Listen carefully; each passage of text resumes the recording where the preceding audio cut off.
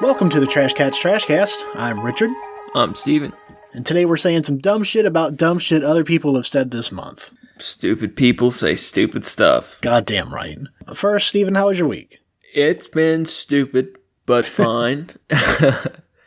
Not too much going on. I did get some more tattoo done, which is exciting for me. Hell yeah. I have a art design by our homies at Semi-Oculus that's on its way to me with a piece of my art in it from Estonia being mailed to me.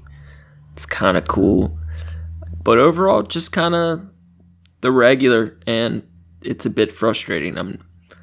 I'm getting a lot done, but I'm not getting to do what I want as much of my time as I'd like. So just kind of frustrated. Yeah, that's a bit angry. Yeah. Really. It's the way it goes, though, right? Yeah, that's the fucking way she goes, boys. What about you, man? It's been 1 week since you looked at me. I've been feeling the depression a little bit. Probably started around Saturday-ish and into the last few days. Today felt mostly better, which, hopefully it sticks for a minute. This time of year it kind of fluctuates, goes back and forth a little bit. So we'll see how she goes. Yeah, I feel it. I feel like a lot of people are feeling that way right now with the weather. The weather doesn't change it for me, but I feel you for sure. Yeah, I wasn't sure if it was so much of the weather because I also had this in Florida, and even a little bit growing up in Cincinnati.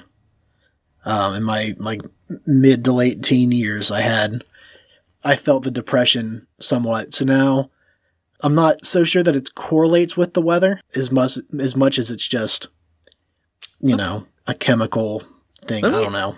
Let me ask you that. I don't know if I've ever asked it this way. Because we've talked a lot about depression over the years and over the episodes. Do you feel positive during your day? Like, do you feel excited for life during the day? I wouldn't say excited. Just, I have a general sense of caring and purpose during the day, typically, yeah.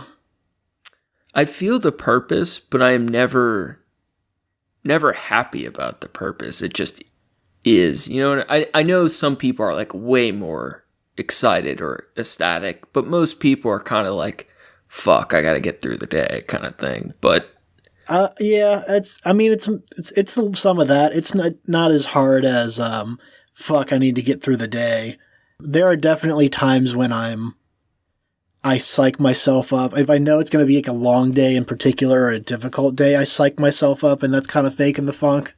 Yeah, sure. But I can't really say that I get excited about it. Yeah. So I don't know. I take it you don't feel excitement toward life ever.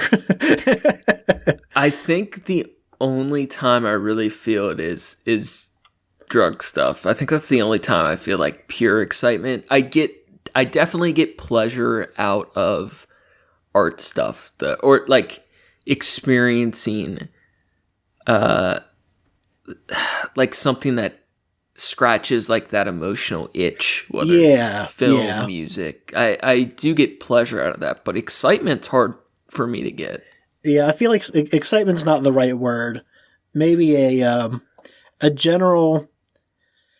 I mean, say it's more than a contempt, or more than a not contempt, more than a just a content feeling. It's not.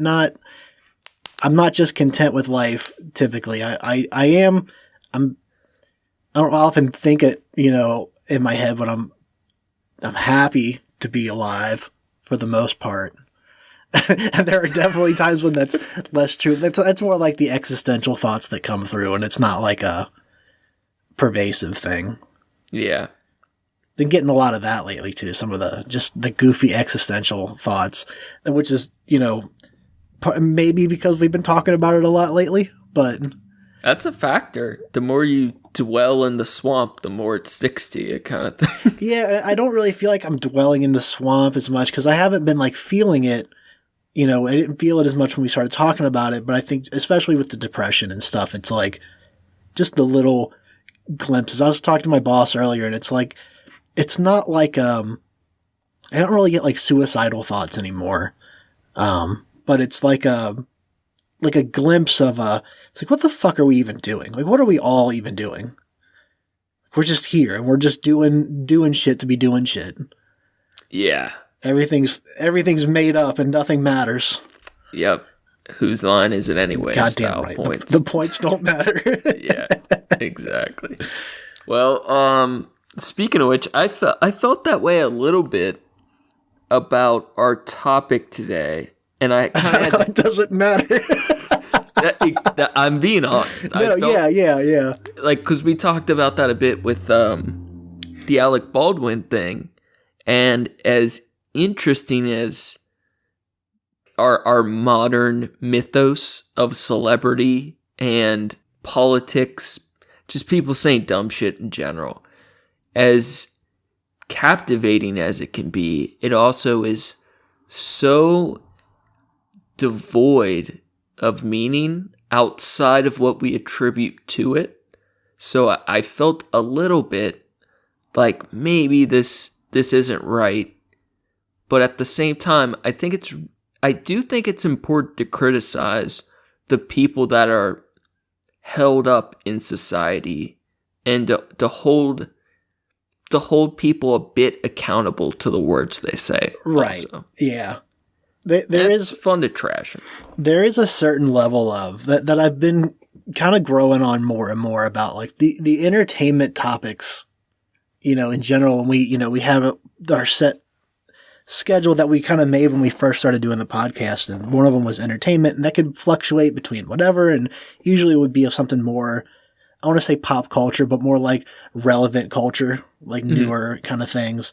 I feel like so much of that shit I just don't give a fuck about, especially pop culture stuff or like, whatever. But it's still, like, it's fun to talk shit about people and stuff. And like you said, and holding people accountable to their words is another. I think it's really important that we as a society do that more.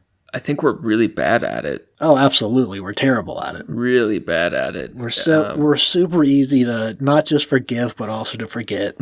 Yeah, it's just to distract with the next thing. Everything's so quick to, there's so many more future failings. A lot of people find it exhausting to dwell on the past ones, but it's also, I don't know, if you never take responsibility for things that happened, or the past, the future's just bound to continue it type of shit. And hopefully we can mine a couple interesting insights into what some of these people say too. Find some kind of glimmer of something that's possibly of any kind of value to society. Yeah. You got any honorable mentions? I do this week, and I'm so glad you asked. Cool. I have one. It's a Instagram I've been following. I'm pretty sure they're also on TikTok. I don't fuck with TikTok, so I don't know. We're TikTok famous. Oh, man. We just don't know it yet. Wouldn't that be fucking nuts? Somebody make us TikTok famous. The page is called Mercury Stardust Tops. It's okay. The trans handyman. She is, she's been like got decades of like handiwork and like repair and maintenance experience. And she made this page to show videos on like how-tos for DIY projects and stuff like that. So the idea is like, it's more of a compassionate nature, introduction to DIY and home repair and shit like that. So that's cool. Easy to follow videos. They make it really simple. She makes it so, you don't feel like an idiot for not knowing how to do basic shit to take care of your shit. And they just, like I said, fun videos. They have a lot of cool information on there that I've even found useful. And like, oh, I can do that myself. That's crazy. Or, I've been picking up little electrical and kind of not carpentry so much, but like understanding how like some of the frame and the work of the house works. And little shit like that. But even like plumbing, like I didn't want to fuck with plumbing because it seems like it's one of those things, like if you fuck up, like especially like pipe fitting and shit like that, if you fuck that up, like that's a lot of work you got to do. Yeah, you don't want to have poopy hands. God damn right, I don't want to have poopy hands.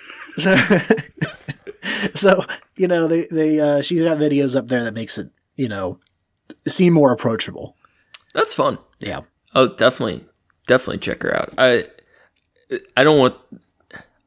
I hope this comes across the way I intended, but sometimes one of the really cool parts of a trans person's experience, from my perspective, is that duality in who they were and who they are.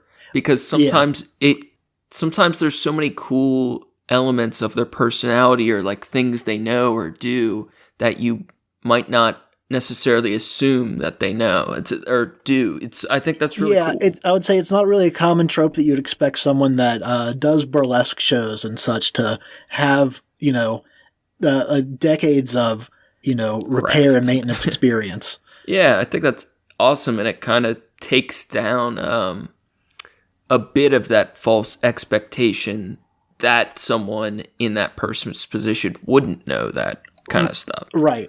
There's an artist that I came across recently. I really disliked his work, and there was a little mini doc on him, and I decided to watch it because I didn't like his art that much. And this isn't Warhol, right? It's so different. Not quite same level, but same level of art, in my opinion, in bad pop style painting. But his background was like a career fighter, like cage fighter. Oh, wow. And he got into art after a bunch of really bad injuries, including brain injuries, got heavily into painting, and the painting world took him into doing drag. And now he's like an extremely successful drag artist, and he's still in like fighting shape and does mixed martial arts still and paints. And it's so cool to see like that many different facets of a person, where if you met them in one setting, you wouldn't know they have this whole other life experience. I think that's really cool. Hell yeah. Yeah. So you can find her at Mercury Stardust Tops, Tops with a Z, at all one word on Instagram. Awesome. Definitely look forward to checking it out.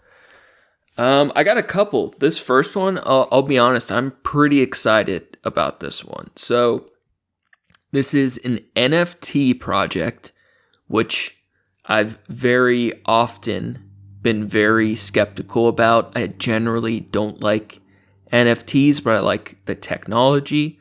So I will comment on this as an art project itself, kind of separate from the crypto market aspect of it. But this particular project is in the genre of what they claim to be a bio NFT. And the project is titled Fungus Tokens. Okay? So they claim to be the world's first microbiological art heist.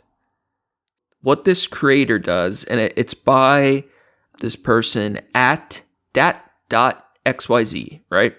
And it's on the NFT marketplace. And what he does is he takes a cotton swab and he goes to museums with famous and rare pieces of art, and he illicitly swabs the paintings, right? So he's collecting cells, microbiological cells from the tops of paintings, famous paintings, and then they put the swabs under a microscope and record a video of the bacteria growing in a slide, and the slide is circular, you know, so that is the fungus token, is a video of bacteria growing on the top of famous paintings.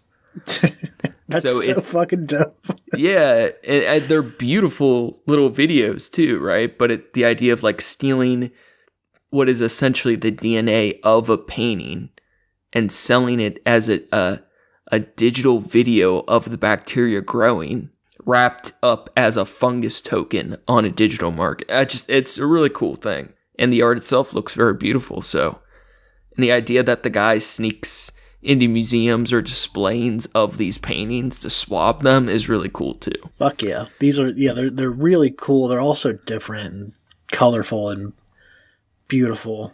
Yeah, and it's definitely a concept piece, but what I can't comment on is so many of these different coins or art NFT projects, they end up putting them out and then rug pulling investors and fucking over people, or, false hyping the project. I don't know anything about that, but purely as an art project, the idea of having a DNA bank of painting swabs that you heisted and made these videos out of, I think is really cool. Hell yeah. Second honorable mention for me, I may mispronounce this, but the artist's name on Instagram is @female_pentimento. And I don't want to comment too much because you definitely just have to see this person's work. But it's photography that is, that type of photography if you're in the dark with a flash camera in the night. Yeah. And it's very eerie and just kind of strange looking, but they do these beautiful poses and pose hands with a moth in the dark or different shines of the moon. You just kind of have to see it, but it's kind of shiny dark flash photography of random pretty shit. And some of it's very crude, but more often it is more elegant and strangely pleasing. Yeah, the exposure, I don't know I have no idea how the fuck they get effects like this, but it looks like it's got something to do with exposure and exposure time and whatever, but it's really, really something else. I think your description of the when you take a picture with something with the flash in the dark, it's reminiscent of that, but it's not. This doesn't even do it justice.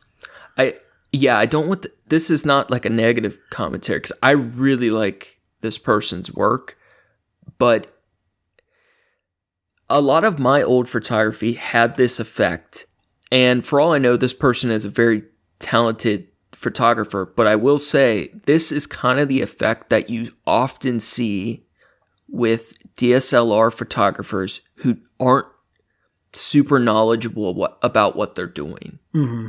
And you just put high flash, a night mode, and snap and get these bright, weird effects. And that kind of has a fast and loose, a rugged approach.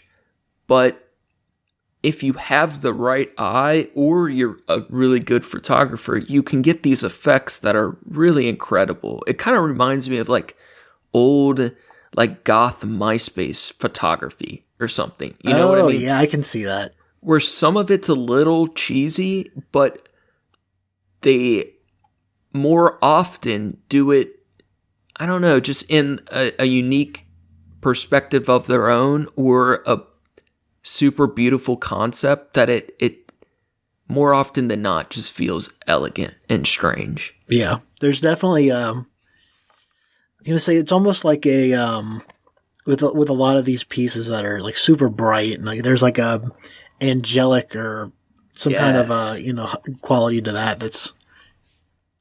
It really is. They're beautiful pieces. I really do like the work. Yeah, it's that angel glow type shit. Thanks for sharing that with me, Will. Good looking out. And then last one, considering one of the people we'll be talking about today is just the page. They're on Instagram and Facebook and other shit @PreachersNSneakers. Preachers and Sneakers. And it's just, I fucking love this. Yeah. It's just a page that takes social media photos of popular preachers, often in mega churches or whatever, and then it breaks down how much all of their outfit, shoes, clothing, how much all their drip costs, to just show how clearly hypocritical they are. Yeah, how insanely paid they are. This one homeboy's wearing a fleece paneled denim jacket that cost almost $700. It's such a simple concept that clearly shows that someone is a fucking liar, a hypocrite, a piece of shit. Some $1,000 shoes. Dude, like... That's fucking absurd. True believer, true Christian shit. If you walk past anyone that is going without and you have a treasure chest of gold at your house or a building filled with fucking gold artifacts, you're a piece of shit. You're just a piece of shit. And it's different. I can do that. And maybe I'm a piece of shit, but not for sure. But if I believe in this whole religion system that tells me I'm supposed to give to them, lift them up, and all that shit, and I don't, then you are. For sure. There's no way around it. So, as simple as it is, just showing how much a stupid fucking pastor's shoes cost tells you everything you need to fucking know. That's the other fun. It's not just shoes. They got a homeboy here wearing a pair of Louis Vuitton basketball shorts that are $1,000. Yeah, and at first glance, half the people in the crowd probably don't, catch on to that either. Not that they're looking to be critical. Right.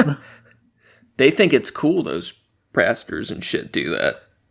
They think they deserve that luxury, so they stand out.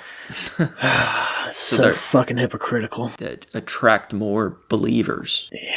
Yeah, dude, you gotta dip into the secular world to get the believers out. Yeah, dude, I've been going deep into the religious debate world. I've always kind of dwelled around the edges, but I'm starting a fresh Bible read, and I'm on half my day, at least 4 hours of my daily content is in the Christian debate sphere, and I fucking love it, dude. It's been Judaism, Christianity, and Islam shit, and God, their debates are fascinating. That's why I've always found it hard to actually read the Bible. I've never finished it because I always get it reads really shitty. Some parts are worth skipping. I mean, some chapters are literally just nothing. Yeah, and then there's also the problem with which translation do you use? It depends on your sect. Do you do the King James Bible? That seems to be the most commonly used, but the Bible, it's a lot less controversial which version you use, but you basically use whichever version your church sticks to. With the Quran, it is extremely controversial. It changes so fucking much. There's 150 something different translations of the Quran. Cool. And in one version, it could be murder all non-believers, and other, it can change the level of severity or violence in the gospel like that so fucking much. That's super cool. That's fun that's a thing. In Christian philosophy, the subtleties matter comparatively a lot less. If anybody else is super interested in this shit, check out the YouTube channel Pine Creek. He is a Republican. I sent him to you this week. But he's basically a fucking liberal. And the only reason I bring that up is because he touches on politics a lot too. But this guy is so fucking smart. I think he was an evangelist for 30 years. And, full grown adult. And now he is probably my favorite, Christian debater. He just debates. Well, he'll debate anyone. He's a agnostic atheist, and he'll debate anyone on their religious beliefs, and he's very fucking good at it. It's very fun to watch him interact with people. Well, fuck, I might have to actually look back into that. I know you told me about him already, and I didn't actually look into it, so that's on me. It's him just taking phone calls, for hours from believers that try to debate him. I'm telling you, it's really good. All right. It's fun. So we got a few quotes today in particular that we wanted to focus on. Like I said, it's all pop culture shit. None of it really matters, but holding people accountable for it, and this gives us something to talk about. And I think there's some fruit on these some podcast fruit on these vines. And, for all we know, we may take some of these people's sides too. We'll see. I think sometimes like one of the quotes we were looking at, one of the news stations reported it totally out of context, was so biased, it kind of fucks up the criticisms of it. So we'll play both sides a bit. What's our first one? So our first one is... this is your favorite celebrity, right? Yeah, it's my favorite celebrity. I follow her on every platform available. I buy all of their merchandise. It's Kim Kardashian. Oh, yeah. So Kim was recently in the news over a controversial statement she made in an interview where they were interviewing and they're talking about women in business. Yeah. And her quote was, "It seems like nobody wants to work these days. You have to surround yourself with people that want to work. Have a good work environment where everyone loves what they do because you have one life. No toxic work environments, and show up and do the work." Based. I'm with Kim. So there's and of course it's not that it's bad advice to, just stop. Try to stay out of toxic work environments. But the controversy lies in that, not everyone has the ability to just quit their job, right? To do the thing that they want to do, or to do something that they would have more, that they would enjoy doing more for a living, because you have to survive, you have to pay bills, and not everyone was born, with the equivalent of more than what one person will make in their lifetime, what an average person will make in their lifetime, to be born to that money already provided for you. Well, she's had controversy in the past over saying she's a self-made person, and the idea of how laughable that is. Yeah. But the reason I in part wanted to touch on this one is because my little sister loves Kim K. So, good. So this is for my sister Mary, because Kim K is a piece of shit. Okay? It's time to wise up, sis. But here's the thing, though, is I don't understand. What I don't understand, though, is the backlash, because this has been a stupid big news story all week. Right. And this woman she's trying to be positive. She's trying to be inspiring and encouraging. She's never been anything but dumb. And in my opinion, this is such a benign statement. Yeah. It's not good, but it's not people half the political world says shit way more offensive than this every fucking day. Yeah. One of the references you sent me a video where someone was talking about it, and they said, DJ Khaled says shit like this all the time. He says stuff oh, I'm up already. If you're still sleeping, then you're not working hard enough. You're not on your grind and shit like that. And I feel like, especially in his case, I don't think anyone gives a fuck what DJ Khaled says at all. They do, though. That's true. They do. They shouldn't. That's the other one. They shouldn't care what anybody says. But right. the DJ Khaled thing is so fucking blown out. He's been doing that shit for years, playing a fucking hype man for the world for a hot minute. Farming. All right. I'm sorry? They're just clout farming. Yeah. That's the thing, is I feel like most, some adults, right? There's people our age that get sucked into all this, or find it super offensive, or support these people, or get inspired to work harder in their fucking stupid business or job or whatever. But most of the people that are absorbed into this shit are kids. Yeah. Yeah. That's really what it is. These celebrities, their fan bases are just tweens. Yeah. It's just young adults who don't know shit yet, and kids. Now, I can't speak to the quality of products that the Kardashian family has for sale, because most those skins, the skin fit shirt, Those are top notch. I have that on firsthand information from my sister. Oh, okay, cool. I was gonna say you got one. No, but I'm about to buy a whole pack. It's one of those like I don't. Is it a purchase? I want to know the percentage of those people that have purchased those products that are buying them not because of the name at all, buying them because it's a good product. I'm sure there's some people that are like a little bit of column A, a little column B. I want to know who's just specifically column B. Who is like, you know what? Like, it's a percentage. I think here's how I think it happens. Not at all that I think it has anything to do with the Kardashians as people or anything like that. I want to know because I don't know anything about the products and they're not really designed for me to test. So.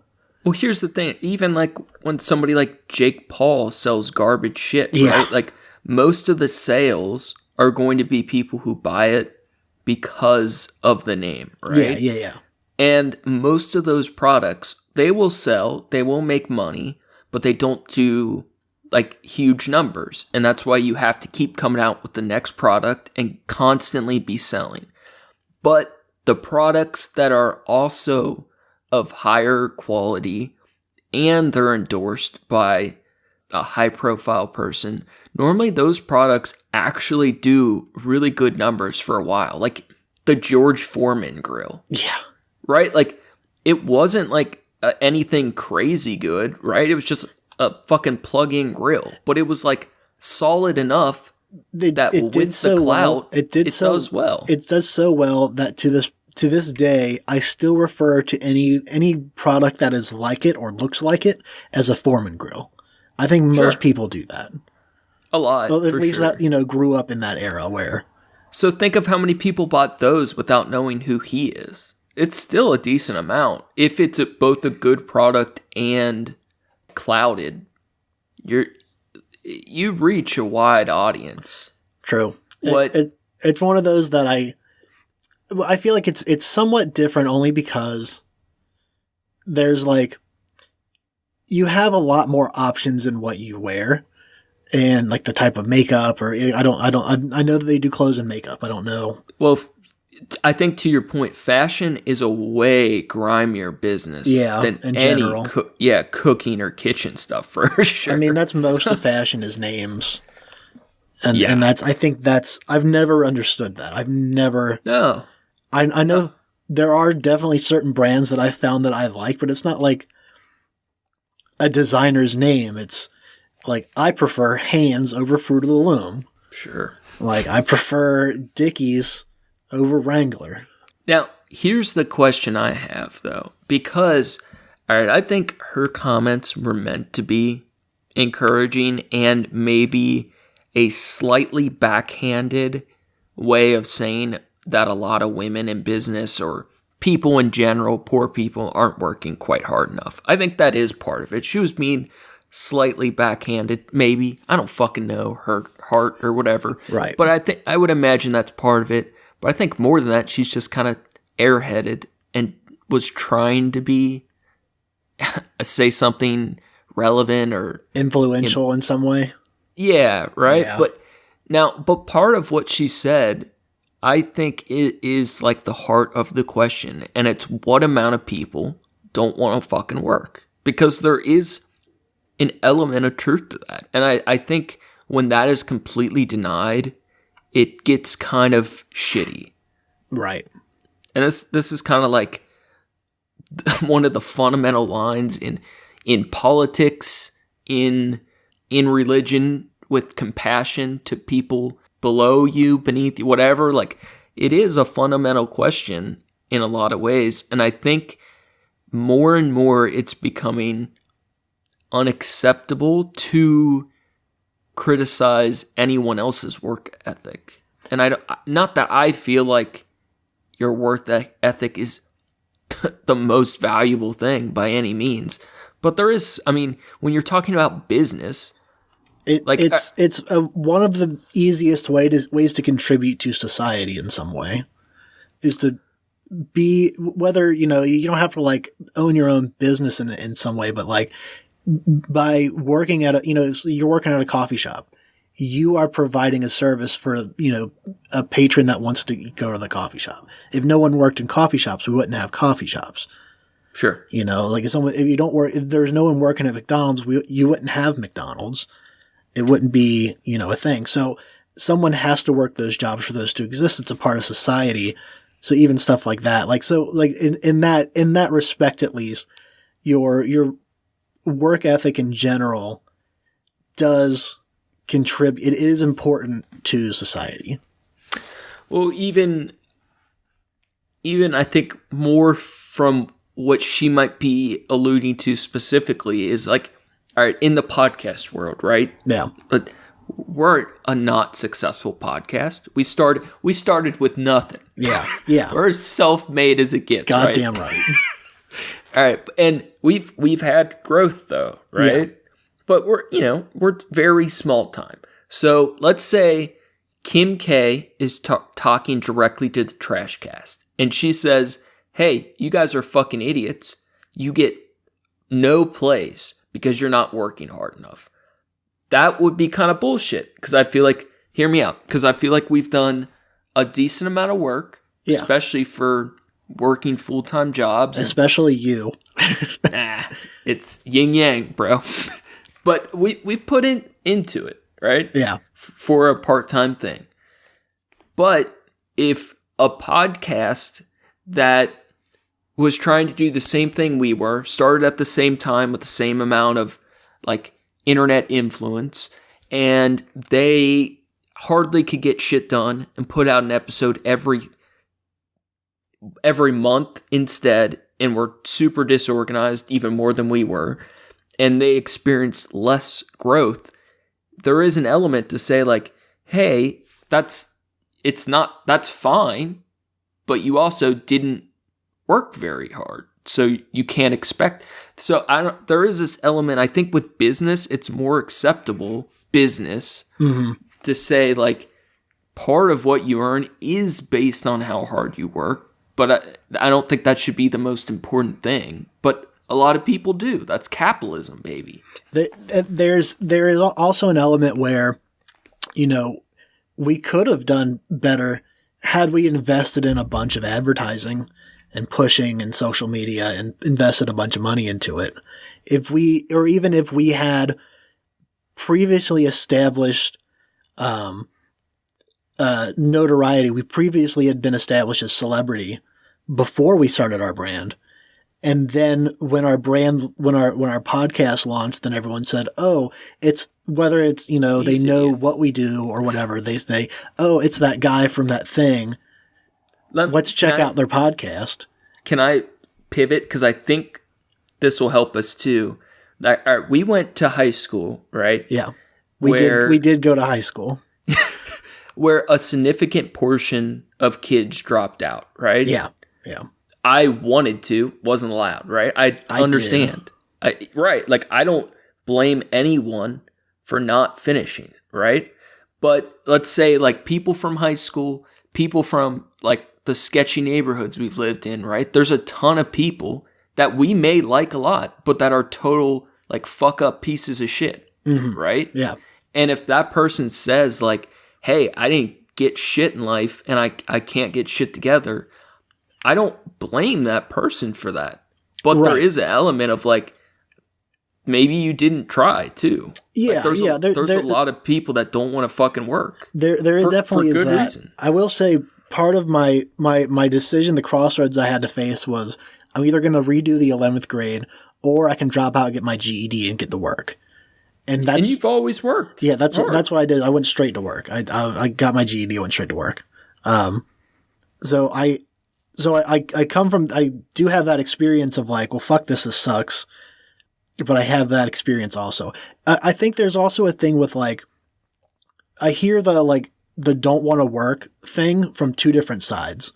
So there are people that haven't worked and they're, you know, young or whatever, and they can't hold a job for whatever reason. That's one thing. But then there are also people like, you know, my parents that have been like working since they were kids. And it's like, they don't want to work now because they're tired of it. Like that's where, especially, I was just talking about that with, we had a plumber over not that long ago, and I walked in and they were like, we were just talking about, not wanting to work anymore. And I was like, I get it. I'm too young to be feeling that way, but I've definitely felt that before where it's like, fuck, I've often had the thought that I'm too smart to work this hard, to have to work this hard. Dude, I always felt that doing manual labor shit. Like I worked so fucking hard for nothing, and it was deeply upsetting. And most people that work shitty jobs feel that way, and it's fair. And it's that emotion for the people that have worked, so hard to come up with, you come up with something, you pay your rent, you pay, get groceries in your house or whatever. But then you have to keep plugging away, and like you can slowly make gains. But then when someone that was handed so much more than you've ever gained, for them to come out and say that you're not working hard enough, that's what sparks the controversy. I agree with that. I definitely agree. Someone that says like that had shit given to them and says they're self-made and you're not working hard enough, like fuck that. Like, yeah, I'll take everything that person fucking has and burn it in the street out of pure fucking anger. Like to the point where I've even like not felt guilt for it, but like it's like I've recognized that we didn't struggle that hard growing up. Or like I didn't struggle that hard growing up. I feel that way also. So it's when talking about like I've built everything, like all of the credits that go to me, I earned those. I definitely feel that way because I, built a name for myself within my community, within my, career path. So I feel that way. But there, even within that is like, I definitely had it easier growing up than some people do. And I think it's that empathetical part of my brain that tells me like, to compare my problems in my life to other people's. And that's fucked up. You shouldn't do that. But it's even that makes me humble enough to not say shit like that. Or to not, not generalize a statement like that. Yeah, fully agree. I think the root of what she's saying is like, what percentage of poor people don't want to work? And I do think it might be a relatively high percentage, but most people want to work. Most people want purpose. They want meaning. They want to have something they can call their own. No one really wants to work. Like the latest Pew polls were like 80% of Americans were highly dissatisfied with their job. Most people don't like their job. It's just shit you have to do. And most people are willing to make that trade to try to live well or have something of their own. It's the shit you have to do the things you want to do. Yeah. Yeah. That's the main difference between, I don't know, I guess it's not the main, I was going to say that's the difference between like a job and a career, but that's not exactly true. But I feel like it's not exactly true, but there's part of that. Yeah. That's true. I definitely feel like I lucked up and I'm doing something that I enjoy doing.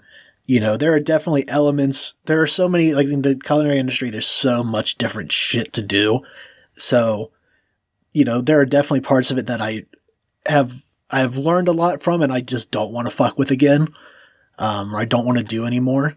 But I feel like given options to get out of this industry, and I've tried a couple times and I've almost taken those routes.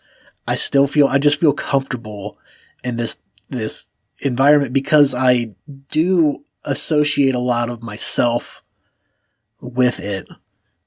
It's not just a thing I do to be able to afford to do the things I want to do. It's part of who you are. Yeah, it's part of who I am. And a lot of people don't have that. Right. I haven't had that for most of my work experience, and I still don't feel I have that, but I'm relatively satisfied with where I'm at. And I think a lot of the people that don't want to work, I think the part that doesn't get talked about as much is that most of those people have very real and compelling reasons to not to not care about wanting to work. Mm-hmm. And I think that kind of gets lost on someone from the position of saying they're just lazy. It's shitty. Yeah.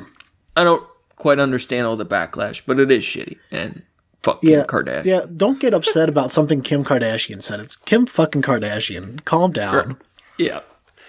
What about Nexty? Fucking goddamn. This is a good one. This is juicy shit. Goddamn Pat Robertson. And we've done pretty good at not talking about this subject much, so. No, yeah, I definitely don't want to get into the whole. You don't want to talk war? I don't want to talk about the war on Ukraine and the fucking Russia and shit. I don't want to talk about it. It's one of those. There's so much shit going on with it right now. And I don't have anything to contribute to it. I have nothing other than I did buy the that itch.io bundle that went to it went to a couple different charities. One was like for like kids that are in Ukraine that are having to be moved to new places, and the other one was something about I'm glad the war has profited. I've God, thank God, we're making the most of it. Thank God for this war. God, I never would have gotten that bird skating game. Oh, God damn it. So Pat Robertson. Yeah, tell us what the fuck he's up to. So televangelist Pat Robertson said Monday that Russian President Vladimir Putin was compelled by God in his decision to invade Ukraine, suggesting that Russia's attacks are a precursor to an end times battle in Israel. Quote, I think you can say, well, Putin's out of his mind. Yes, maybe so. But at the same time, he's being compelled by God.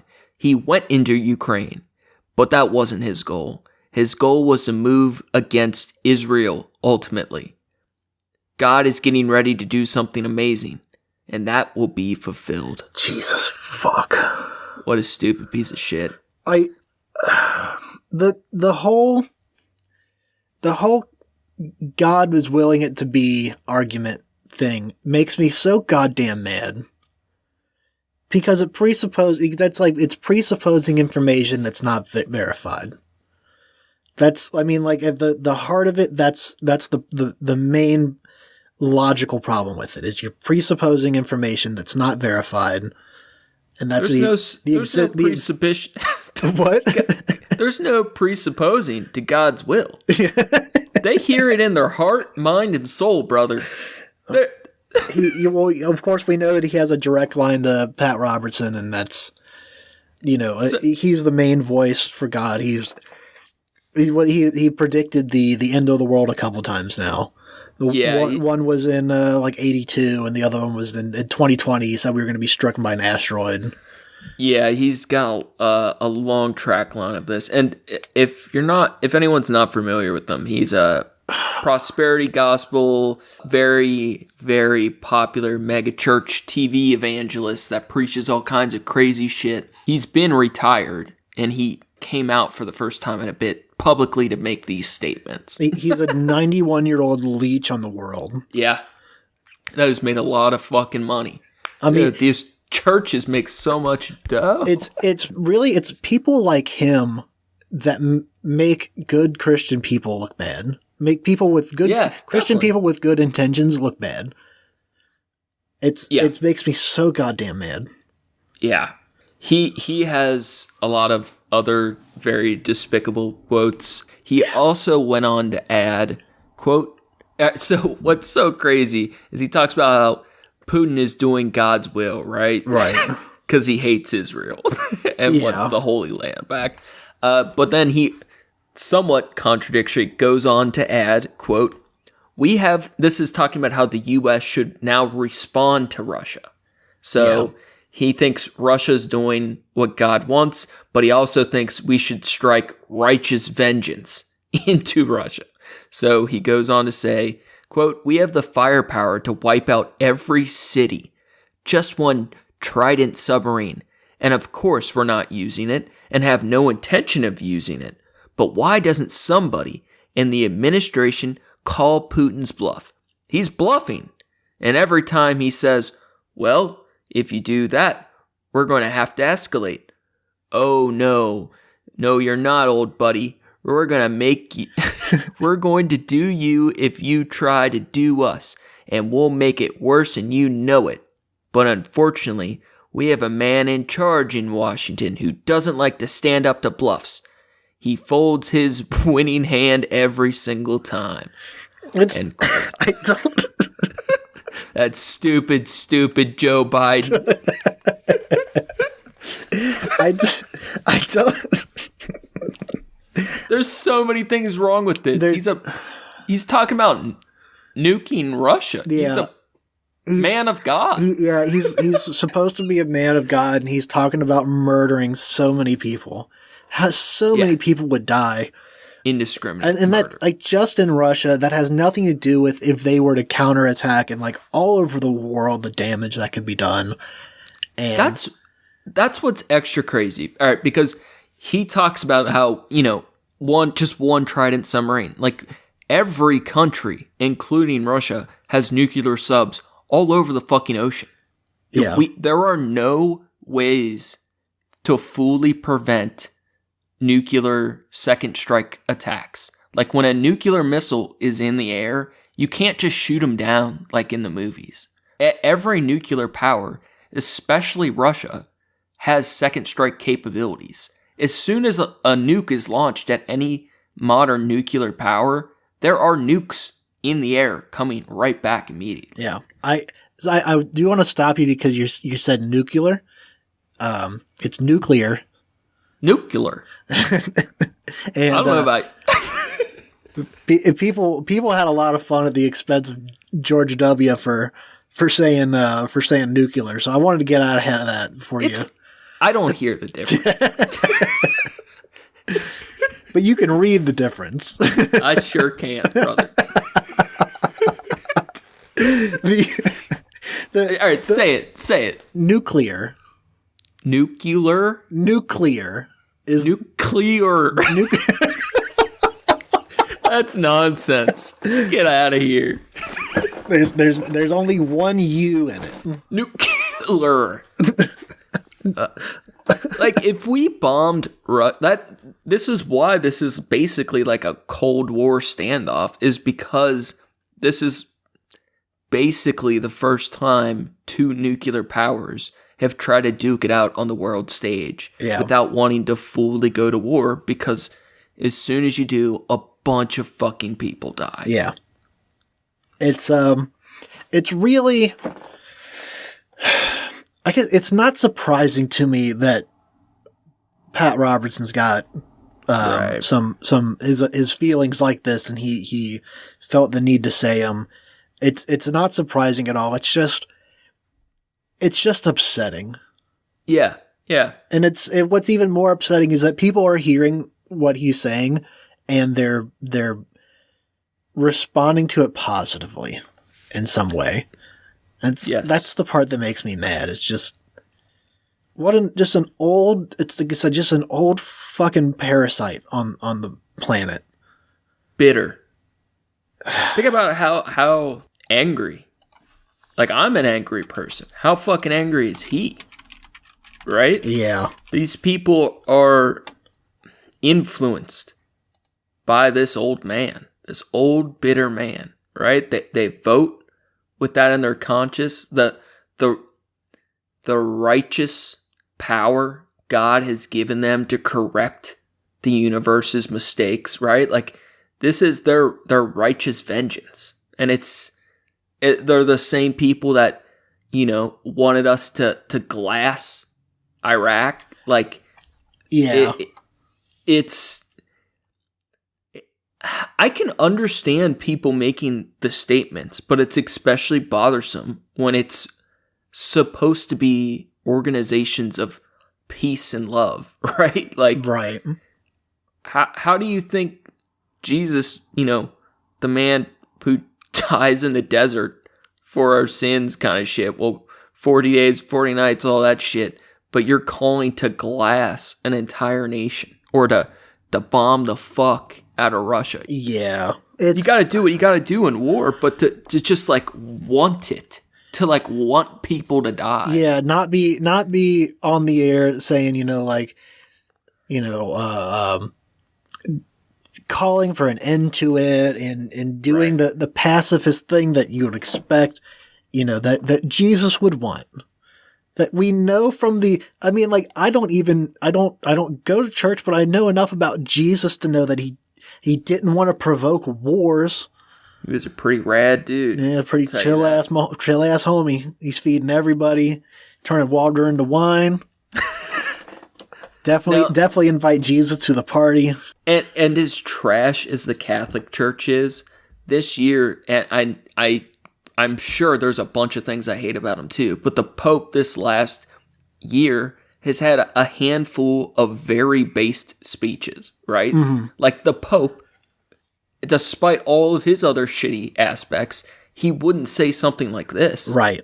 It's like such a clear defining difference between like levels of toxic garbage between a TV evangelist preacher and like the Roman Catholics. Like it's all toxic garbage, and here we are sifting through it. Exactly. We'll put look at this shit. Did you see this shit over here? Tier list of shittiest religious leaders. Here's a fun thing about Pat Robertson that you also found for me. Bonus. There's a little bonus quote here. So, this was a few years ago, but they were talking about Ebola and going to Africa and like mission work and whatnot. And he's like, oh, you don't have to worry about Ebola. You won't get Ebola. He said you might get AIDS in Kenya. The people have AIDS in Kenya. The towels could have AIDS.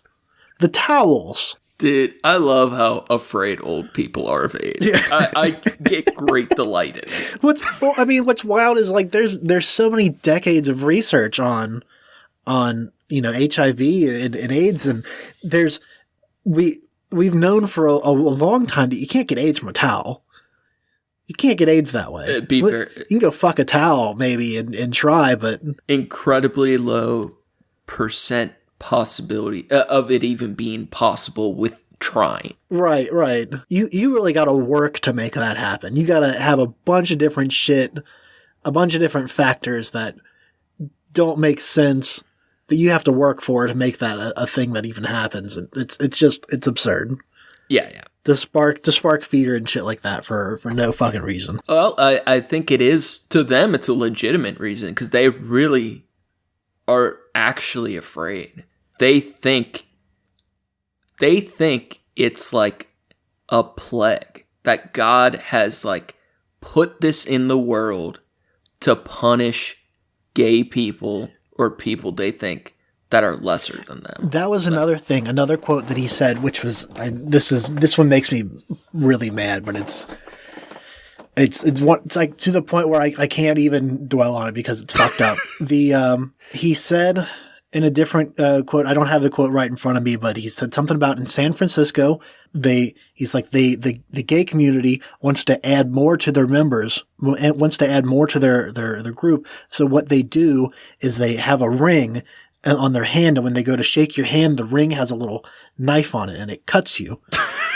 And then it transfers blood so that now you have AIDS too. Oh my goodness. Because I guess in that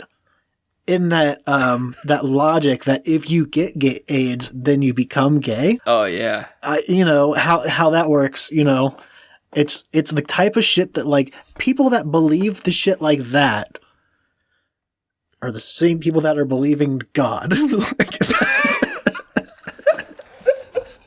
Or vice versa. You can't say vice versa because that's not true. It's every square is a rectangle, not every rectangle is a square. Yeah, but we talked a little bit about potentially doing a full episode on this concept I'm about to bring up, but it feels, I don't know, a little too petty or like just spiteful because it's just a me anger thing. But I find it incredibly frustrating how spineless the atheist communities are, or anti-theist groups are online, because I don't understand why, like, right, Pat Robertson is the evil bitter man, right? He's the piece of shit, right? But the only reason he has this platform is directly because of all of his supporters. And me and you will hold them accountable, right? Right. But on some level, they still get like a slight pass. And I don't feel like they deserve that pass. Right. Everybody in the 700 club can go fuck themselves. I think they deserve to die from AIDS.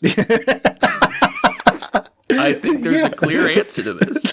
There's a clear answer for this. We need to get all the people in San Francisco to put on their rings. Time to ring up, San Fran.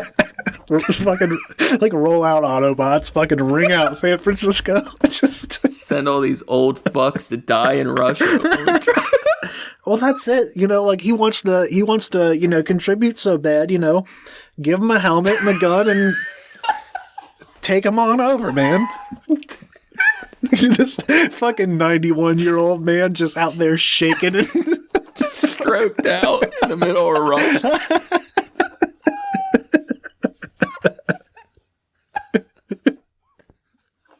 Live stream the whole time. Yeah, that's it. Put a Twitch cam on him. It's just fucking. It's like, well, you got God on your side, man. He ain't gonna let nothing happen to you. God's bulletproof, baby. You don't need this vest, dog. Let go and let God, man. Just. Oh fuck! Jesus Christ. Jesus Christ! Please come take care of Pat. He needs help. He needs you, Lord. Oh man! All right. Well, we can step away from him for a minute here. Let's talk about this other shitbird. Yeah, this one right in your home. Yeah, he's encroaching upon my turf here. I'll let you break him down. Michigan Republican gubernatorial candidate.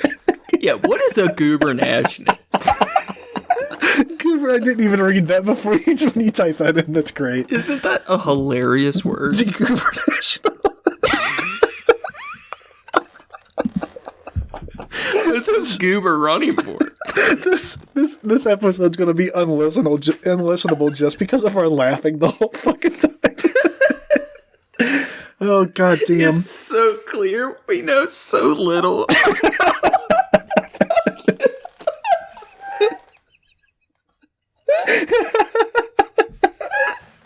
Oh, god damn it. We've said it before and we'll say it again. We do this podcast for us because it's fun.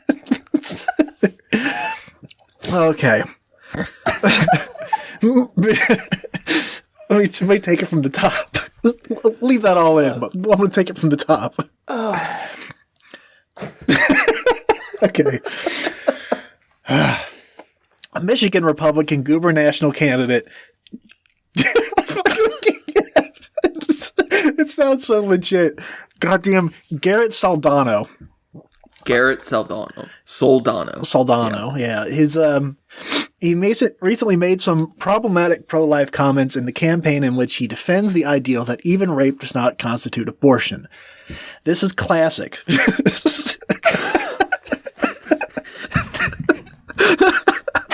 God damn it.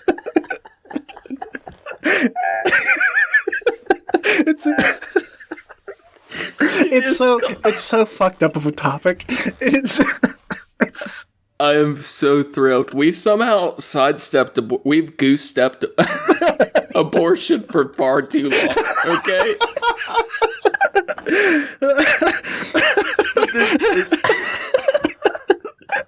Oh man. For some how have we not thought sooner that two dudes should have a podcast where they just talk to each other and talk about abortion for a full hour and a half? Just two boys and an abortion. Biggest podcast. Oh man. Now this is like classic though. We can justify any imaginable violence towards a woman to uphold a pro-life perspective. Right. Well, Like, you got to get those votes. But why the fuck is this dude even talking about imaginary rape scenarios to try to justify his pro-life shit? Like, why is this That's dude... what he thinks about before he goes to bed at night. Dude, you wonder, right? Like, what is... You kind of do wonder. It's one of those things that, like... I mean, I've always thought it... It's definitely... I don't feel like my opinion on the topics really matter in much of a sense, but I never really understood why it matters more beyond, like, if you don't want an abortion, don't get an abortion. Yeah. Sure. So, and I'll get 2. Yeah. You get an extra one just for me. Yeah. For every baby you don't kill, I'll kill double. Okay? Twice as many. No, but this is one that I feel so strongly about this. Like, I feel like this topic draws an emotional response, but I feel like the only reason I feel emotional is because I think it's so stupid. It's just so stupid to have a pro-life argument. I don't understand. Yeah. Even people that are pro-choice always preface it, oh, I'm largely against abortion, but there's good scenarios, and they like all these prefaces that like it still is like a bad thing. That's what it always comes down to. It's like it's an unfortunate thing. The rape part is very excluded. Just abortion in general. It's such a bad, sad thing but there are cases that warrant it. Yeah. Like that kind of shit, that's trash. Like you're ceding so much ground to the fucking enemy. Like if the argument is always framed that way, you're giving the people who want to take it away so much room to maneuver. Yeah. It's incredibly short-sighted. And like, why are we acknowledging for any fucking reason that just because it has human cells, that it has any form of consciousness that deserves life? Yeah, the other part is the pro-life thing. It sounds to me like you're not considering the life of both the woman, the woman, or that child. Now that's coming into a world that, with parents that don't want it. Yeah. And the part that never gets talked about that I think we'll probably talk just a little bit at the end is the father. Yeah. The fathers that don't want the child are fucked. It's so easy to walk away. As a man, it's so easy to walk away from that. Well, I even mean in the sense like you're a father who doesn't want a child, and too bad, you're fucked. Yeah, you're fucking without rubbers. My argument is not coming across the way I intended. Okay. But there is an element of the father should also, not nearly to the same degree as the woman, but also I think deserves some element of having a vote for the choice. It's very situationally arguable. Yeah. Sure. An element of vote. That's one of those. It takes two to tango. Yeah. Yeah. But I feel like most of the time in the pro-life, pro-choice thing, there's so much ground given to people that want to take away control of these women's bodies, right?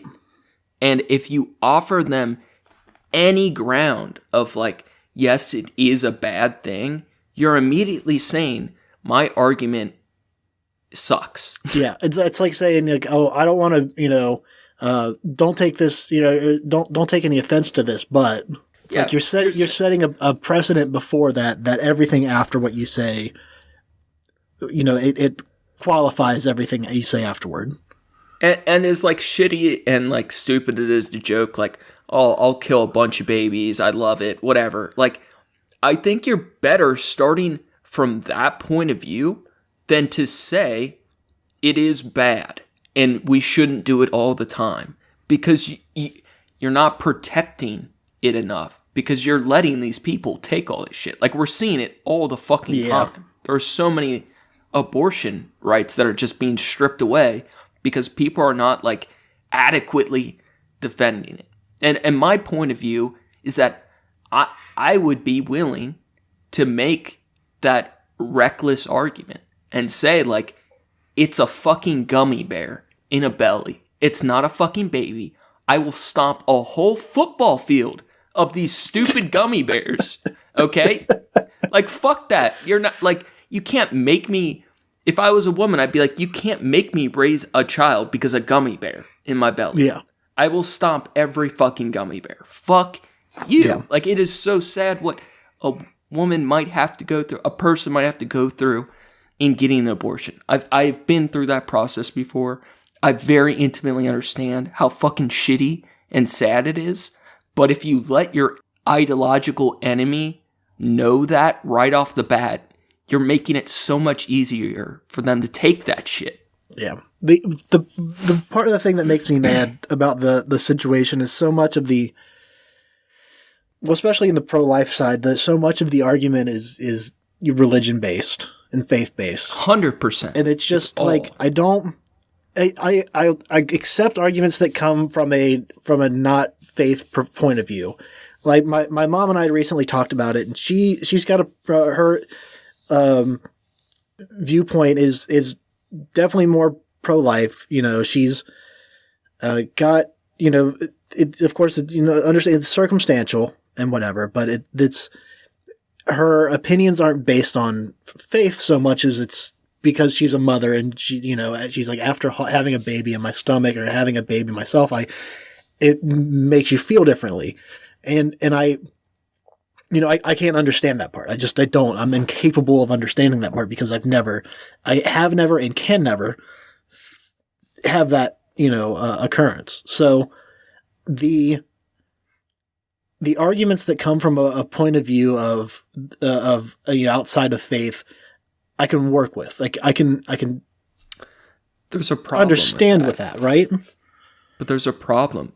The truth is like the latest of science stuff is kind of destroying pro-choice arguments, because the truth is, the better scientific understanding we're getting is that this zygote whatever is becoming more human-like much earlier than we thought. So when people are kind of on the fence or kind of opposed for moral reasons, but they think we still should be able to choose that, they're losing so much ground because the science is not really going to support this. Because the thing is like, this is a human. It is a fucking baby. But that shouldn't be the argument. Right. In my opinion, the argument should be conscious experience. Yeah. To me, I'm willing to kill 1 million fucking little babies that have had no consciousness, no experience, if it improves the life of one real person, right? And you do it every night when you jerk off into a towel. Basically. I mean, I think that's where the argument should be, though, because the science is going to hurt these arguments. And I think that's part of what we're seeing. Yeah. Because the truth is life starts right fucking away. Like, there's no, like, oh, before X amount of weeks. Like, that is a losing argument to stake out. That is what most pro-choice groups do. Mm-hmm. It's just... We didn't even discuss these comments. Yeah, I was going to say, I think the internet, I think the world's had enough of dude's commentary on abortion. We're going to solve it. We're going to solve it. Just like we solve all the other problems we talk about. Well, our points of view are so... Let me so talk smart. To Putin. We'll figure it out. Dude, me and Putin could totally hash this shit. We could totally. We'd have Ukraine together. I think it's just a big misunderstanding. We'll have a quick conversation. He's got STDs from all the horses. He can't think straightly with his syphilistic brain. Guys, it's not his fault. He fucks horses. He just needs antibiotics, okay? God damn. So all right, well, let's go back to fucking Garrett Soldano here. Soldano. Yeah, what did he say? Gubernatorial candidate Garrett Soldano. He stated that women who are raped should not be able to have abortions because, quote, God put them in this moment, and it would make them, quote, heroic. God, I wish we read that quote before I said so much reckless shit, because as soon as you hear his point of view, I think it justifies anything I thought. God damn it. Right? I mean, these are the people like we're arguing against, is people who think God put women in the moment to be raped and it should make them heroic, right? Yeah. So my point of view should be that we should be allowed to kill babies if it helps that woman's experience. A baby with no conscious existence. He gave you the option and you have to choose. And that's your fault. Yeah. So his exact quote was, What we must start to focus on is not only to defend the DNA when it's created. How about we start inspiring women in the culture to let them understand and know how heroic they are and how unbelievable that they are, that God put them in this moment, and that they don't know that a little baby inside them may be the next president. Why does it matter if they're the president? Well, he might lead the country one day, Stephen. Dude, what a stupid fucking quote. He or she might lead the country one day. Or they. What a stupid, dumb brain quote. Well, if anybody can inspire women, it's probably Garrett Soldano, right? Yeah.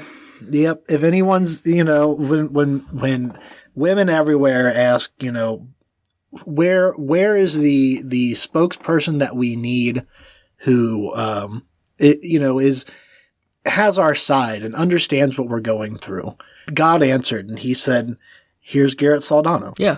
Or when, anyone has to ask, why did this terrible act happen to me? It's because God wanted me to be a hero. Yeah. It's my origin story. That's right. It's how I became a superhero, was by letting that happen. How are you supposed to be the protagonist in your life if you don't suffer some type of tragedy like the beginning of most movies? It's the hero's journey. Yeah. Right? Someone has to die, or something extremely tragic has to happen to you. It's God's will. All right, I will. I know we got a little bit more to read, but I will try to, have enough fun with this. I'm a passionate person, especially when I think things are stupid. I think I feel very fucking strongly about abortion because women I have loved have had shitty things happen to them, and if this right was taken away, their lives would have been altered in a very terrible way. Right. Mm-hmm. And as sad as the situation is to have to go through that experience, it would be so much more difficult and sadder if they weren't able to. Right. And I don't know, I feel very strongly about preserving it by any means necessary. Yeah. And there's been so much lost in the last few years that it is very concerning. So and I want to keep it too. Like, as a man, fuck, right? I mean, that doesn't get talked about. Right. So I want to finish up the bit of article here. So after he made his comments and they inspired an avalanche of negative headlines, Soldano took to Twitter multiple times to reinforce his dangerous attack on women, eventually equating the horrific criminal act of rape to a sacred source of life by saying that the value of life is not based on the occasion of its conception, but by the sacredness of its essence. Additionally, Soldano has already pledged to force a draconian agenda on Michigan women and families. He's referred to himself as unapologetically pro-life and suggested that fake crisis pregnancy centers that use manipulative tactics to push an anti-choice agenda should receive taxpayer funding. Dope. Now that shit makes me mad. All right, this line, the value of life is not based upon the occasion of its conception, but the sacredness of its existence.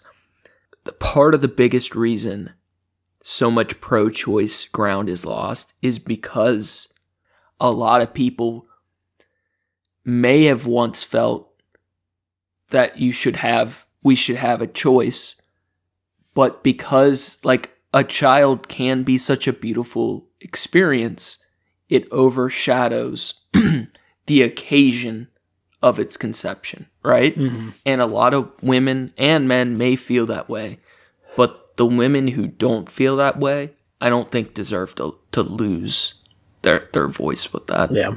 Yeah, the fucking whole abortion thing it's hard for me. I feel like that's one of the topics I don't you've always said that. Yeah. I don't understand why. Yeah, I don't know. It's just it doesn't dwell on me like that. You don't get hyped for abortion? Yeah, I'll easily tell, say out loud and on a recorded forum over and over and over again that people of all religions and creeds or whatever are fucked and mentally ill. But that's one I don't feel like I have a weigh in on that. Why do you not feel you have a fair say? Because it doesn't apply to me. But here's the thing, and I get your point about like a man should have a choice in the matter too. At some point, a voice in the choice. a voice in the choice. But it's the that sounds like a cause that I didn't want it to be. They got a voice in the choice. Let's start this new trend. Let's get this hashtag rolling. We'll start fresh. Yeah. Why don't you feel like you have a valid say though? Because like I said, I don't feel like it applies to me. I don't feel like it's. But it applies to the women in your life, and right, yeah. If it's gone, it does apply to you, and that's why for the greater end of it, I'd say I'm absolutely pro-choice. I know you are. I'm slightly giving you a hard time, but I do think there's a lot of men in general who don't feel like they can say their piece on abortion on either side, right? Yeah. Like it is a woman's issue, and I don't want to. The problem in that is that it's mostly men that are passing these laws on it. I understand, but I think all right. I kind of take the point of view like I don't care what the issue is. If I have an ally, I want them to be with me, right? And I feel like. I know there isn't necessarily an equivalent, but if there was a men's issue that we were outnumbered upon, even if white women were the ones fucking it up, if I had white women allies, I would still want them on my side. Right. And I feel like they gotta be white. Sure. I know what you meant though. Yeah. But that's one that I get what you're saying on that. Absolutely. And I go back to the women in my life who felt maybe in a lot of ways like I'm taking on the same point of view they had, and I feel a sense of owing it to them to be as strong on the position. Mm-hmm. Even if that is maybe it's ignorant. I don't fucking know. But that's fair. That's also that's a fair statement. I concur.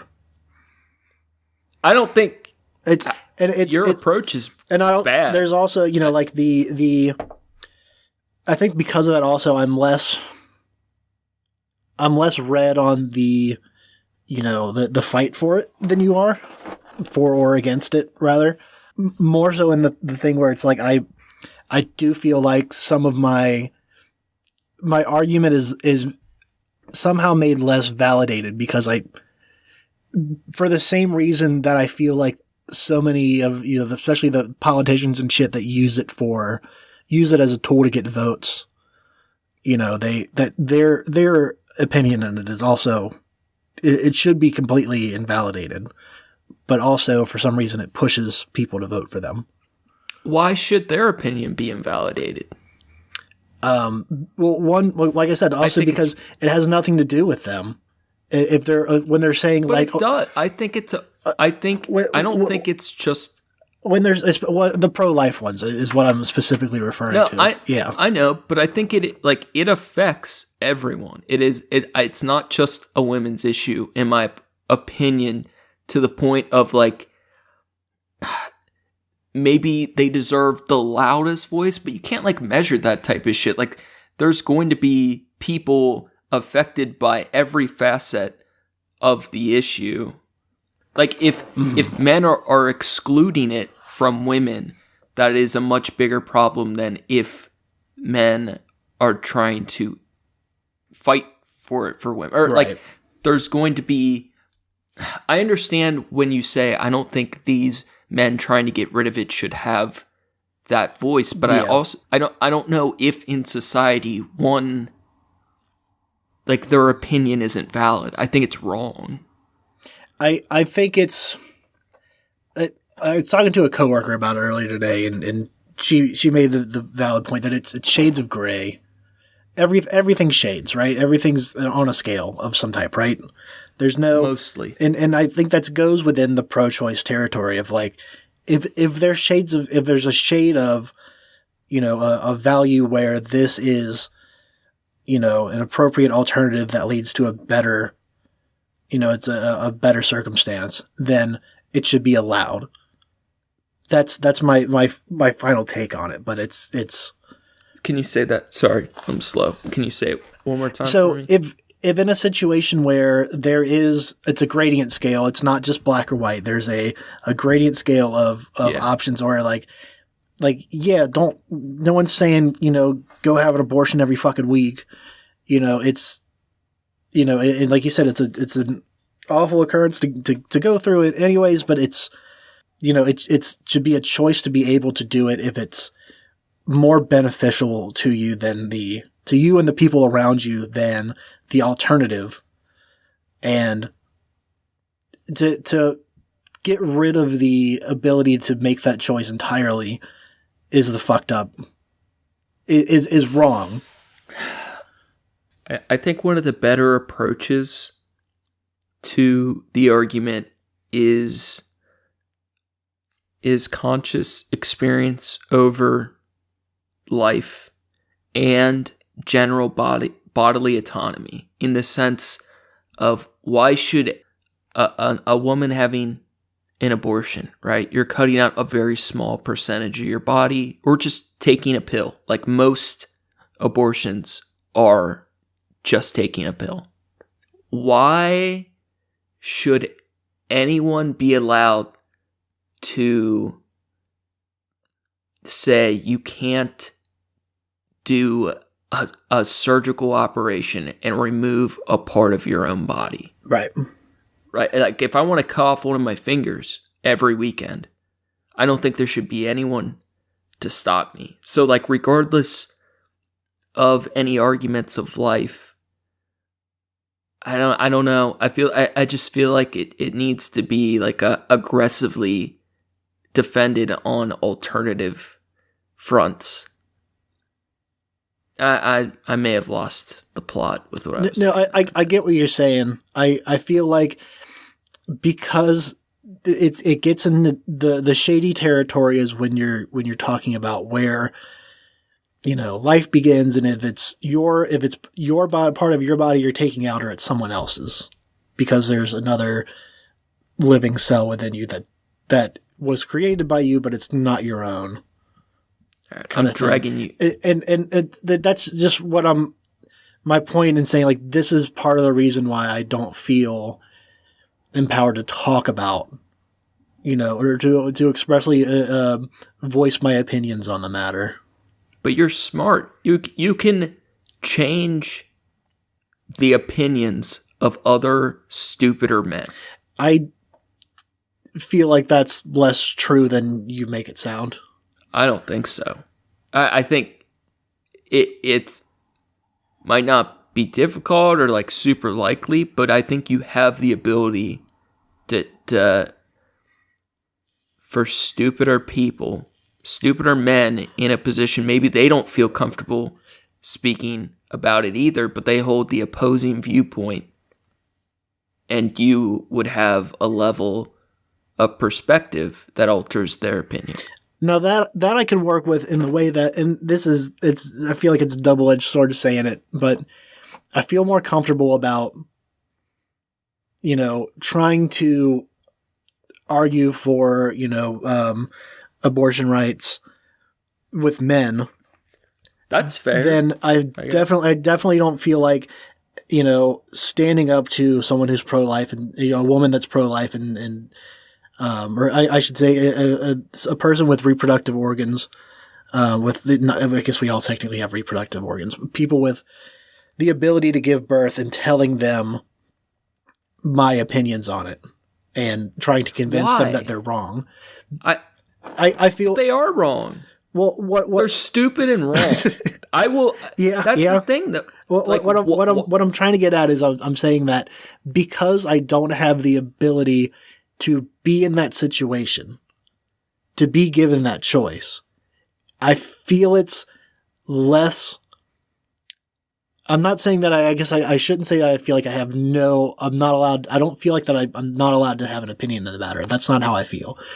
I feel that, like we've said already, that it's less, my opinion on the matter is less important than the people that it affects. The people that that directly affects.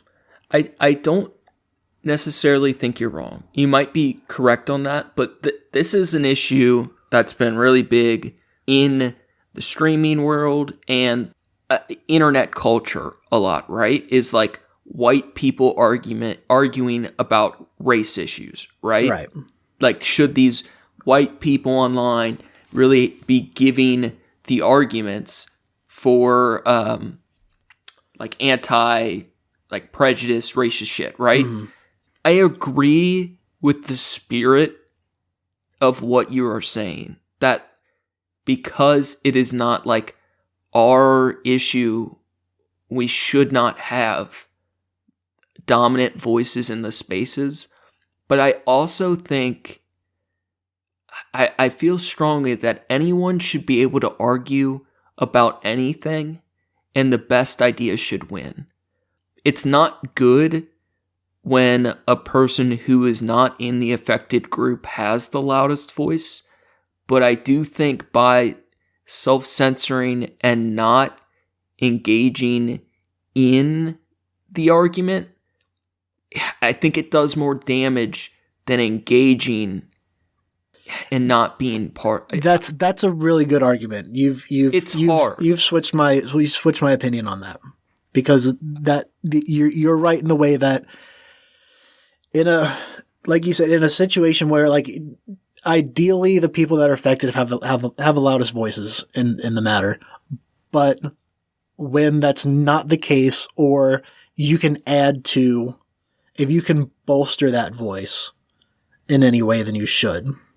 Because here's the thing: the reality is it does matter who says things, and I think there are people of every race, color, creed, whatever, who are going to make similar arguments, and maybe the right person should have that spotlight to say it, but I think the idea is more important than who says it. Yeah. And that, I feel like that's what's most important. And I also think there's an element of, like, I know a lot of people have a better reason, but I can say I have had a very, very intimate and very, very fucking sad experiences around this issue, and I don't think I should have the most powerful voice, but like I was saying, similar to what I said to you, is there might be a lot of men who have been in a similar situation as I, and how they thought about it was different, but we shared this sad experience, right? Mm-hmm. Yeah. And maybe through the perspective I experienced can connect or hopefully alter that specific person's experience. In the sense of, I don't think there can be that much of a negative from over blanketing the argument. And we see this the disgusting aspects of this with racial stuff. Like the last 2 years of shit where there's definitely a ton of black people that are frustrated with white people's sympathy to their issues, right? Mm-hmm. I feel like that makes sense, but I still think it would be worse if like white people who didn't understand were not trying to understand. That is true too. Yeah, that is true. It's shitty. I probably sound like a fucking idiot. No. You're making valid points. It's hard to, especially when you're talking about things like this, it's hard to talk off the dome and be confident when you're being recorded, especially. It does because what you're trying to put into words may not exactly be what you are trying to, or what ends up coming across is the other part. Yeah. But I think you did a good, I think you stated yourself well. I appreciate that. Yeah, I guess you're right on the fact that as frustrating as it can be, you're giving more ammunition to the cause, even if it's not asked for. You're still providing it, which, I mean, it's being done on the opposite side. It's being done with the pro-life thing so frivolously. So why not make the stand against it?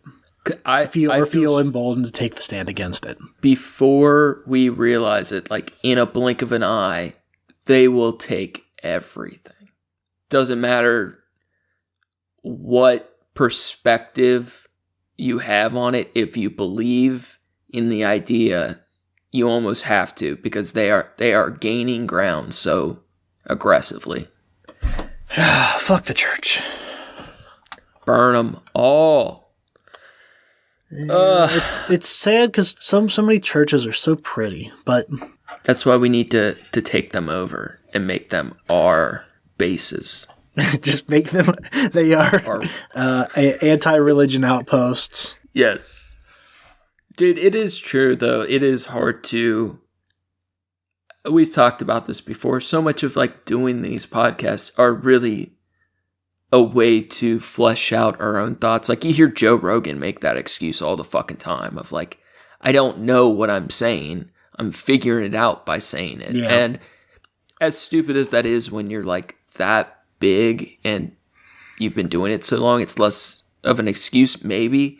But I think there's an element of that that's very true. It's I absolutely get that. Especially with, mental health stuff. Like we talk about that a decent amount, and I feel like I find more about myself the way like you posing questions to me and me having to respond to it puts a different perspective in mind of like, it makes me put my thoughts into words, into spoken words, whereas they might have stopped at a point, and then working through that makes it easier to clarify my thoughts, make it easier to clarify how I feel about a thing. So for that matter, it absolutely does.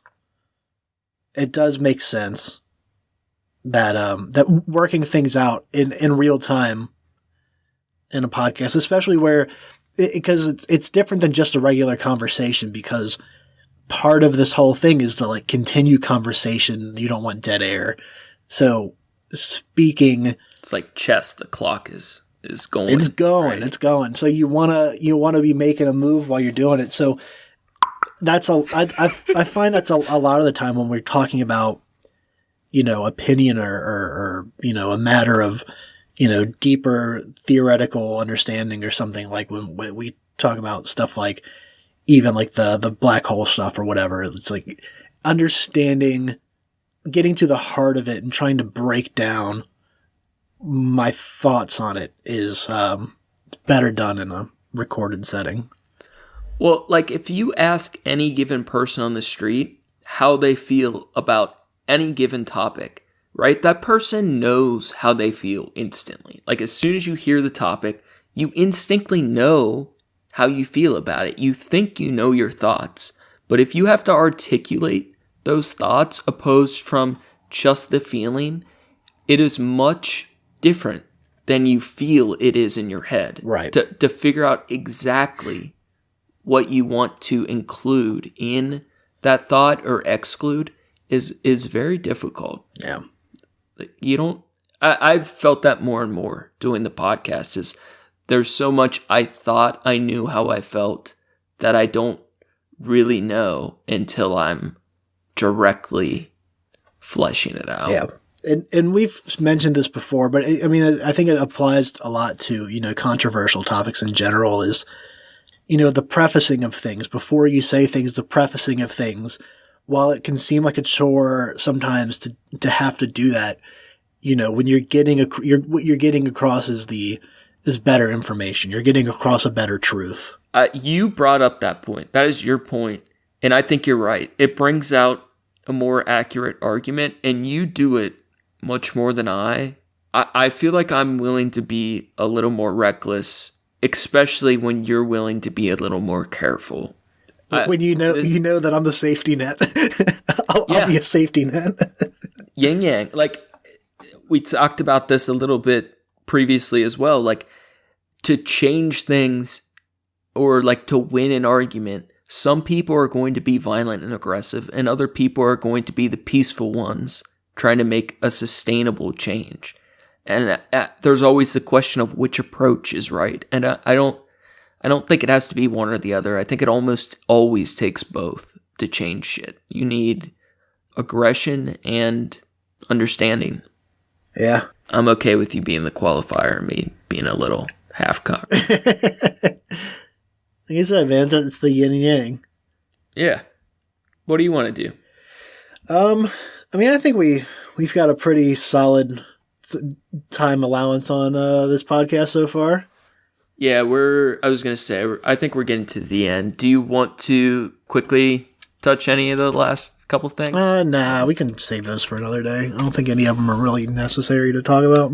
Yeah, I will say, just because I don't want to have to revisit it, there is a really cool Ukrainian artist who, due to the invasion, has not really been able to do their art like they want to. So they are spending their time building tank traps for the military. They were a sculptor of sorts, I believe. And that's their way to contribute to the effort and still kind of practice their art form. So I thought that was really cool. Hell yeah. I don't know what the artist's name is, but we'll post links. And all the artists we talked at the beginning will be there as well. I hope no one's super offended. I don't ever want our goal.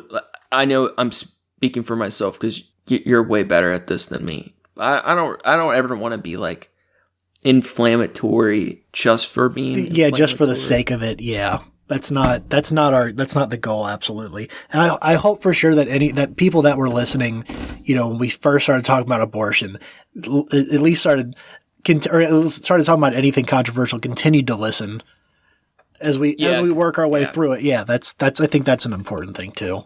Maybe next time we'll do a trigger or something. A trigger warning on that. Warning. You don't think abortion ahead? You don't think about gubernatorial candidate Garrett Soldano saying that was a trigger warning? That's the new trigger word. Is gubernatorial. I will say I think the harder or more potentially volatile the topic is, the more I enjoy it, though. Yeah, you also told me you have more fun watching the chaos ensue in the world. You sit back and watch it with some popcorn. Yeah, I think as much as I think it's bad, I like seeing the strife or the friction between arguments. It's can't help it. It's fun to watch people get emotional, right? Yeah. I do actually have, for like once in a very long time, I have a dishonorable mention this week. Okay. Besides Pat Robertson. Yeah, besides Pat Robertson, you can go fucking give him a helmet and take him across the border, boys. That was the funniest shit. Yeah. I'm not gonna say their name because I'm better than that. But I'm not. There's an individual that posted on a video of somebody I've subscribed to on YouTube. He's a composer. He talks about music and breaks it down. The article or the video in question was about Coheed and Cambria, and this person before them laid out a big comment that was like explaining some questions or answering some questions that the YouTube creator had in the video and asked for a response in the comments. And I went and I looked at it and I saw there was a comment attached to that comment that just said, LOL, Coheed sucks. So I went out of my way to find another comment that this individual had made, and I found out that he likes Ghost. So I posted on his post and said, haha, you like Ghost. And then I've gotten a bunch of likes on it over the last couple days, or the last day and a half now. So other people agree that it's funny, that he likes shitty music, and fuck that guy. You know who you are. You're listening. Fuck that guy. It's so satisfying to win the ratio war. Yeah. I will say, you both could be right in this situation, but I'm glad you're winning in the comments. Fuck you. my Coheed beats Ghost, though. Yeah, absolutely, they do. There was one of my coworkers said something about like, oh, you're starting keyboard wars. Like, what are you going to do when they respond? It's like, if they respond, I'm not going to respond to them at all. That's you. What do you mean? You just I already won. Snapshot their house. Yeah. Google Maps. Yeah. And send it back. Send it back to them. Post it on their Instagram. You know what? Forward me that username. I'll handle we'll do it. You'll handle it proper. Trashcat style. Let's say it here because we're gonna get it up soon. We'll have the Trashcats Discord up soon. Yeah, I mean, by the time you're listening to this, we'll almost definitely, unless something happens in between then and now that prevents it from happening, which is just us deciding we don't want to do it yet. The Trashcats Discord's going to be open. So hit us up on Facebook, Instagram, or our email, because I think we have to send them the link. Oh, yeah. DM us on Instagram, Facebook. That email again is trashcast@gmail.com. Yeah, hit us up. We'll send the link and get in early before the feds get in the chat, if you know what I mean. So thanks. I think that'll do it. Yeah. Thanks again, everybody, for listening. Thank you to Approaching Human for the use of his music. You can find his work on SoundCloud at Approaching-Human. Thanks, John. Make sure to check out the show page at Trashcast on Instagram for news and arts from the show. Check out the Facebook. Check out the Discord. Yeah, we'll have the honorable mention artists. We'll have the Preachers and Sneakers, female Pentimento, and then what was the NFT dat.xyz. Yeah, we'll post all those on Instagram. If you're super bored, well, hold on, don't run over mine. I don't always have one, so it's not on you for doing that. At Mercury Stardust Tops. Yes. And if you're super bored, you can check out my trash art on Instagram at Skyzix, SKYZSEX. Have something new up whenever the fuck I'm not angry. And next week, a freestyle. And then I got an idea. We're going to talk something cool. All right, cool. That's going to be all for us today. Stay classy, eat trashy. Go fast, eat trash, motherfucker. Motherfucker to the end of that. Motherfucker! This little spike, a little seasoning salt on that one. God. That's a spicy one.